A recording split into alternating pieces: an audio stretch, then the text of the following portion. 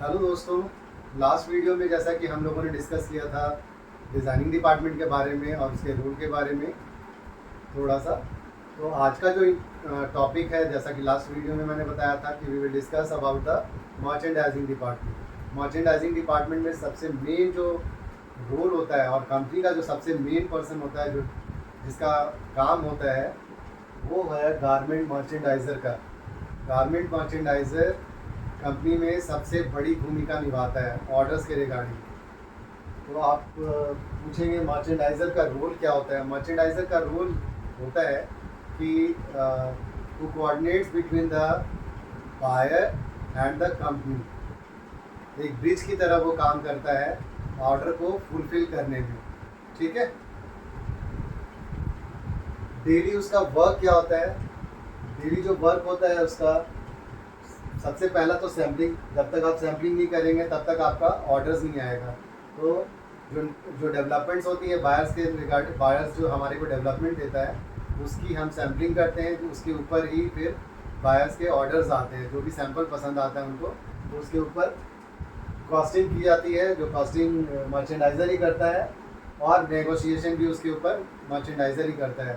तो सैम्पलिंग करता है, कॉस्टिंग और नेगोशिएशन। उसके बाद जो रॉ मटेरियल्स जो होते हैं, चाहे फैब्रिक हो, चाहे एसेसरीज हो, ट्रिम्स हो, जो भी मटेरियल्स लग रहे होते हैं उसका ऑर्डर और सोर्सिंग, वो सारा मर्चेंडाइज़र का रोल होता है। ठीक है। उसके बाद क्या रोल होता है? प्रोडक्शन तक फाइल हैंड ओवर करते हैं प्रोडक्शन मैनेजर को। उसके बाद जो ऑर्डर की शिपमेंट कब होनी है, कब टीओपी जाएगा, कब वन बाय वन जो प्रोसेस होता है प्रोडक्शन में, वो सारी मेल के थ्रू सारा बायर्स को एडवाइस करना, और टेस्टिंग का, और जो भी शिपमेंट के रिगार्डिंग जो भी रोल्स होते हैं वो सारा मर्चेंडाइज़र ही करता है। ठीक है। तो वो इंश्योर करता है कि वो टाइमली डिलीवरी हो उस ऑर्डर की। बायर्स की काफ़ी सारे ऑर्डर्स होते हैं, तो लाइक एक ऑर्डर ही नहीं चल रहा होता है एक ही मर्चेंडाइज़र के पास। उसके पास कम से कम 10 से 15 स्टाइल्स, कभी कभी 15 से 20 स्टाइल्स, कभी कभी 30 एक स्टाइल्स एक एक मर्चेंडाइज़र के पास चल रहा होता है। ठीक है। तो वो सारी फॉलोअप उसको रखनी पड़ती है, और वो एक एक चीज़ का फॉलोअप करता है और उसको बायर्स को मेल्स के द्वारा बताता है। ठीक है। अब मर्चेंडाइज़र के बारे में, मर्चेंडाइज़र की जो स्किल्स क्या होनी चाहिए। सबसे पहला जो स्किल है वो आपका communication. You should have a very good English, क्योंकि बायर्स के साथ आपको इंग्लिश में ही कम्युनिकेट करना है। They don't speak in Hindi, you know that.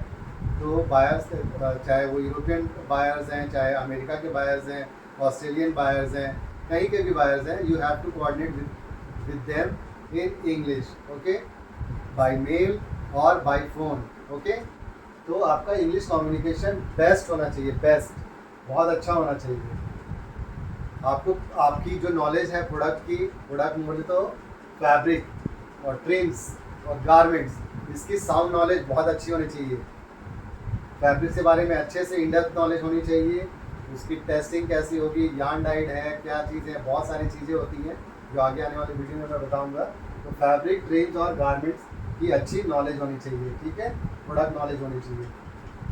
अब वो मर्चेंडाइज़र को कंप्यूटर सेवी होना चाहिए, मतलब कंप्यूटर स्किल बहुत अच्छा होना चाहिए। लाइक एक्सेल आनी चाहिए, उसको रिपोर्ट भेजना आना चाहिए, ये सब चीज़ें आनी चाहिए। ठीक है।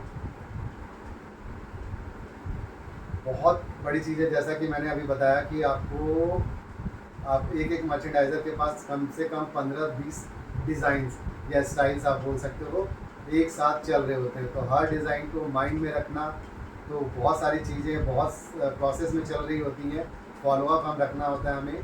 तो उसको पेशेंस बहुत रखना पड़ता है, पेशेंस लूज नहीं करना होता है मर्चेंडाइज़र को। तो बहुत patiently they have to work, और फॉलोअप एबिलिटी होनी चाहिए।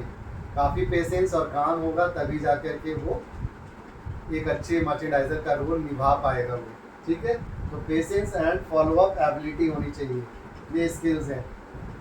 अब हम बात करते हैं सैलरी एंड ग्रोथ की। सैलरी क्या होती है और ग्रोथ क्या है इसकी, ठीक है दोस्तों। तो सैलरी के बारे में अगर हम डिस्कस करते हैं, तो सैलरी जो है, सबसे पहले आप अगर कंपनी को ज्वाइन करते हो, किसी भी एक्सपोर्ट हाउस को ज्वाइन करते हो, आप गारमेंट एक्सपोर्ट हाउस को, तो आप as a assistant merchandiser join करते हो, जहाँ पे आपकी सैलरी स्टार्ट होती है 15,000 से, राइट। 15,000 से लेकर 25,000 के बीच में, इन बिटवीन आपके कैपेबिलिटी के अकॉर्डिंगली ही आपको जॉब ऑफर करी जाती है और आप स्टार्ट करते हो एज अ असिस्टेंट मर्चेंडाइजर। 2 से 3 साल जब हो जाएंगे, आप मर्चेंडाइजर का रोल आपको मिल जाएगा, जहाँ पे आपकी सैलरी हो जाती है 30 से लेकर के 40,000 के बीच में, ठीक है। अगर आप कंपनी भी चेंज करते हो या किसी कंपनी में आप जाते हो मर्चेंडाइजर के रोल पे सीधा, तो आपको ऑफर करेंगे आपको 35 to 45 40 according to your ability, okay. Merchandiser के बाद बन जाते हैं सीनियर मर्चेंडाइजर। सीनियर मर्चेंडाइजर का जो रोल होता है, तो सीनियर मर्चेंडाइजर के को जो सैलरी मिलती है वो अराउंड 60,000 से लेकर के 80,000 के आसपास की सैलरी होती है, ओके। उसके बाद आप सीनियर मर्चेंडाइजर से असिस्टेंट मर्चेंडाइजिंग मैनेजर बनते हो, तो सैलरी ऐसे ही हाइक होती जाती है, 1 लाख 1.5 लाख इस तरह से आपकी हाइक हो जाती है। असिस्टेंट मर्चेंडाइजिंग मैनेजर के ऊपर होता है मर्चेंडाइजिंग मैनेजर जिसको बोला जाता है। फिर उसके बाद उसके ऊपर होते हैं मर्चेंडाइजिंग हेड, जो सभी का हेड होता है, असिस्टेंट से लेकर के सभी जितने भी मर्चेंडाइजर्स आए या मर्चेंडाइजिंग मैनेजर आए, उसके ऊपर होता है मर्चेंडाइजिंग हेड। तो उसकी सैलरी काफ़ी अच्छी होती है, तो ग्रोथ बहुत अच्छी होती है और कंपनी में आपको बहुत अच्छा सैलरी ग्रोथ मिलता है। तो ये एक बहुत ही अच्छी अपॉर्चुनिटीज़ है आपके लिए।